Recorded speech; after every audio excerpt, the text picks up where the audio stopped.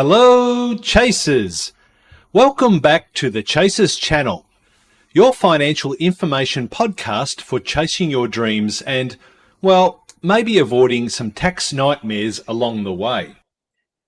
Today I'll be joined by my colleague Dale Wilson-Ray on a topic that hits close to home for many Aussies who have a work vehicle, in particular the mighty Ute and the often misunderstood exemption under the Fringe Benefits Tax rules.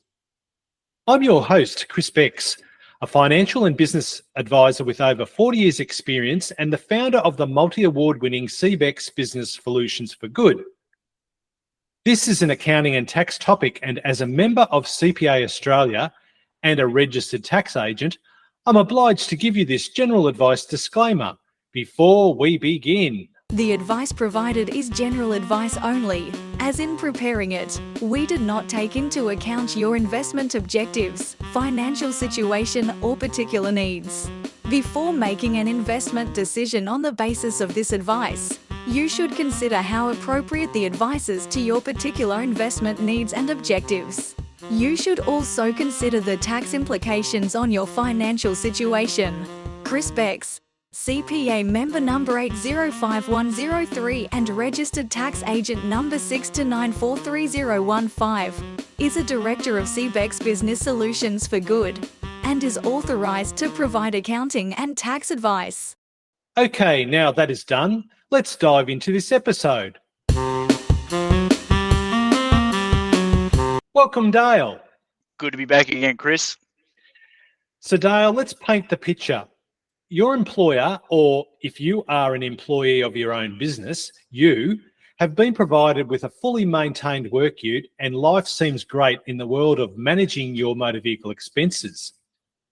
But hold on to your bull bars, because the Australian Tax Office is reminding us all that the tradie bling might come with a hidden sting.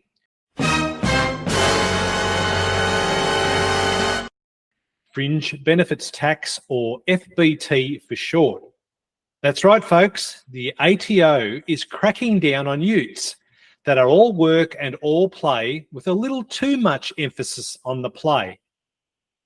So if you're cruising around in your dual cab with the family on board every weekend, you might be looking at some hefty tax bills for your employer or yourself if you are an employee of your own business.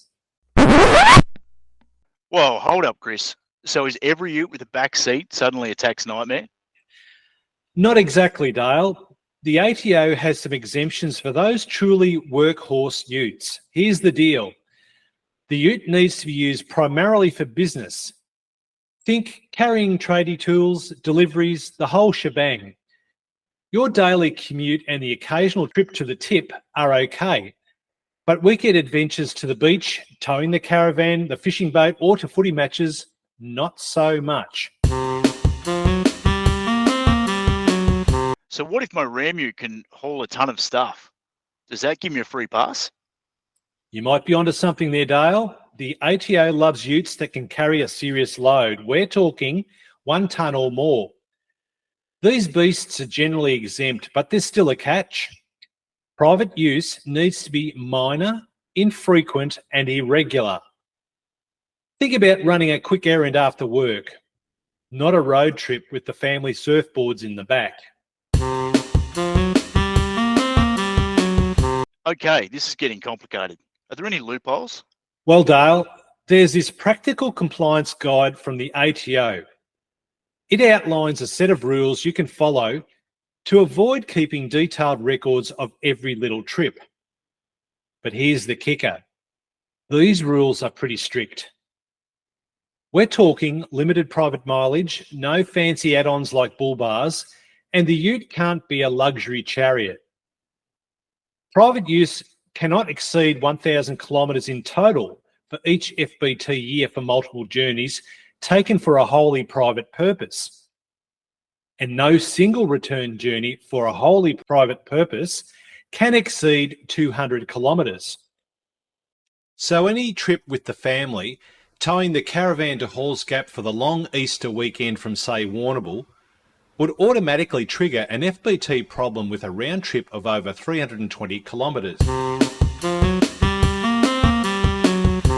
So what happens if I mess up? Buckle up, Dale, because the employer is on the hook for any FBT that's owed. That means your boss, or really it's you if you are an employee of your own company, could be footing the bill for your weekend getaways. And if it is your boss, that would be an awkward conversation during a tax audit. Sounds like I need a clear policy from my boss about ute usage. Absolutely, Dale. A good policy will keep everyone on the same page and avoid any nasty surprises come tax time. There you have it, folks.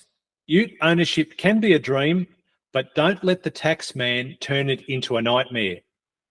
Keep it work-focused for maximum business use, limit personal trips, and make sure you're on the same page with your employer when it comes to personal use.